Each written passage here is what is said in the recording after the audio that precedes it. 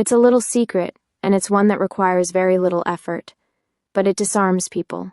It opens them, makes them receptive, willing to listen and adapt. It is healing, it is mind-altering, but most importantly, it is the first step to progress. It is emotional validation. Validating someone's feelings doesn't mean you agree with them. It doesn't mean you concede that they are correct. It doesn't mean that those feelings are the healthiest. It doesn't mean they are informed by logic. Validating feelings does not mean you make them more true. It means you remind someone that it is human to feel things they don't always understand. How often do we just need a partner to stop trying to strategize and just say, "That must really suck"? How much of a weight is lifted off our shoulders when we think, "Yes, I really am stressed right now, and I deserve to be"? How light do we feel when we see another person's story? How much better do we feel when we simply allow ourselves to be aggrieved and pissed off and irrationally mad? When we let ourselves have it, the feeling that is, something incredible happens. We no longer have to take it out on other people because we are no longer relying on their validation to get us through it. We can be aggrieved and pissed and mad and do our own processing without hurting anyone else. When people are crying out or acting out in their lives, they aren't just asking for help. They are most often just asking for someone to affirm that it is okay to feel the way that they do. And if they have to inflate and exaggerate circumstances for you to truly feel the weight and impact that they do, they'll do it.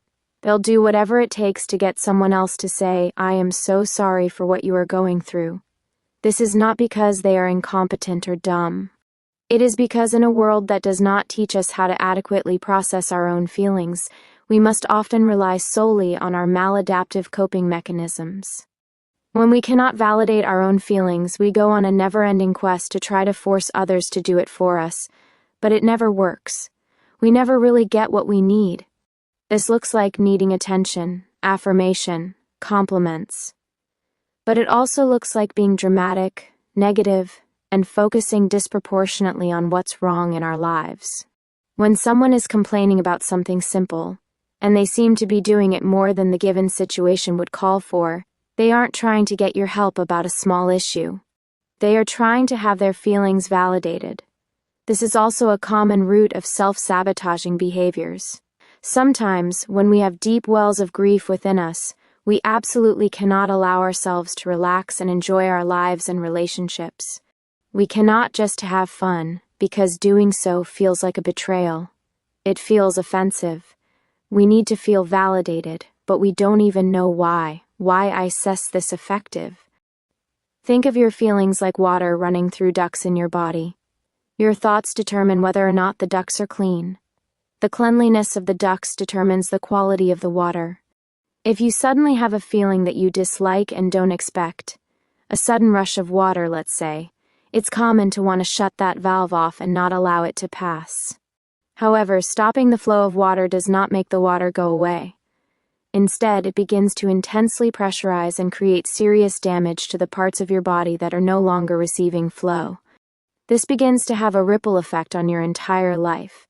Sometimes the water disperses itself gradually.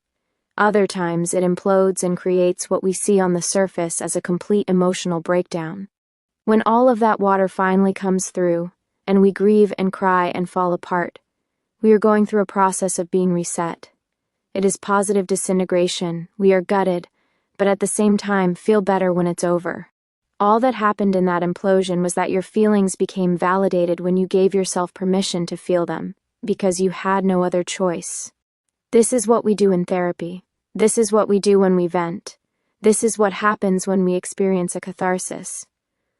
A sad movie that we kind of enjoy being sad about allows us to feel sad in a world that otherwise does not. But there's a healthier, easier way, which is learning how to process our feelings in real time. Validating your feelings sounds like a big term, but it really means one thing. It's just letting yourself have them. When you are healing past trauma, often a big component is allowing yourself to experience the full expression of an emotion.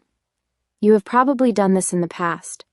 Think about the passing of a relative whom you loved but were not overly attached to.